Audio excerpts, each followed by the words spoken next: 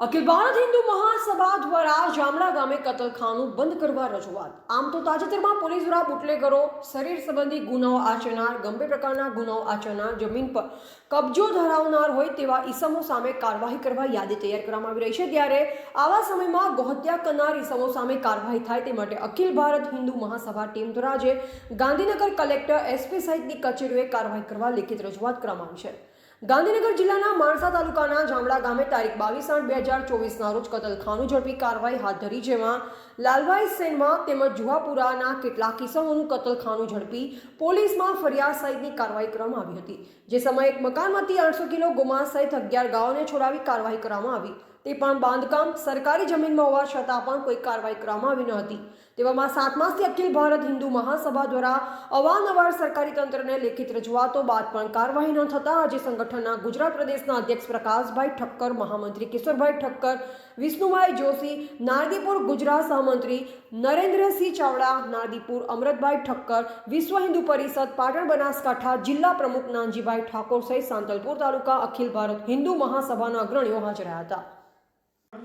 ગાંધીનગર વિભાગ, આંતરરાષ્ટ્રીય હિન્દુ પરિષદ અને હિન્દુ મહાસભાના સંયુક્ત ઉપક્રમે હું જણાવું છું કે ગાંધીનગર જિલ્લાના જામડા ખાતે એક કતલખાનું ચાલે છે। કેટલાય વર્ષોથી કતલખાનું ચાલે છે। હિન્દુ મહાસભાએ ઝુંબેશ ઉઠાવી છે। જ્યાં પણ એને લખવાનું થયું છે ત્યાં લખ્યું છે। આજે અમે અજીતસિંહજીને મળવા માટે આવ્યા છીએ અને એમણે પણ રજૂઆત કરી છે, ઉગ્ર રજૂઆત કરી છે, પણ એનો હજુ સુધી કોઈ નિકાલ આવ્યો નથી। અને અમારી માંગણી એવી છે કે તમે કોઈ બી માણસોના ઘરો ઉજાડી નાખતા હો, તોડી નાખતા હો, તો આ કતલખાનું ચલાવનારનું ઘર કેમ તોડતા નથી એનું કારણ અમને જણાવો તમે। જય શ્રી રામ, જય શ્રી રામ। ગત સામાન્ય સભામાં અજીતસિંહજીએ જે પ્રશ્ન ઉઠાવ્યો પણ હજુ સુધી કોઈ નિરાકરણ આવ્યું નથી। એમણે તો જોરદાર ઝુંબેશ ચલાવી છે। અમે એમનું સન્માન કરવા માટે આવ્યા છીએ આજે, બરાબર? તો આ રીતે અમને ન્યાય મળવો જ જોઈએ। ગઈ સામાન્ય સભામાં ગાયો અને બિનકાયદેસર કતલખાના બાબતે જે પ્રશ્ન મારો ચર્ચામાં આવ્યો હતો ત્યારે મને પણ એ વખતે મેં કીધું હતું કે બહુ તકરાર થઈ, સામાન્ય સભામાં બહુ માથાકૂટ થઈ। ત્યારે મને આશ્ચર્ય એ વાતનું હતું કે કતલખાનાની બાબતમાં ભાજપના સભ્યોનું સ્ટેન્ડ આવું કેમ? ખેર, જે થવું એ થાય। હું એવી આશા રાખું કે માનનીય કલેક્ટરશ્રી, માનનીય પ્રાંત અધિકારીશ્રી અને વહીવટીતંત્ર આ બાબતે ઝડપથી કામગીરી કરે। મેં અગાઉ પણ કીધું છે એમ કે તમે બુલડોઝરો દરેક જગ્યાએ દબાણને બીજી ત્રીજી કરો છો તો આ ગેરકાયદેસર કૃત્ય છે। ગાયો કપાય એ ચલાવી ના લેવાય, એના ઉપર પણ બુલડોઝર ચાલવું જ જોઈએ। હું આ લોકો મારું સન્માન કરવા આવ્યા પણ હું એવું ચોક્કસ કહીશ કે આ મારી ફરજ છે, મારા ફરજના ભાગરૂપે મેં પ્રશ્ન ઊભો કર્યો।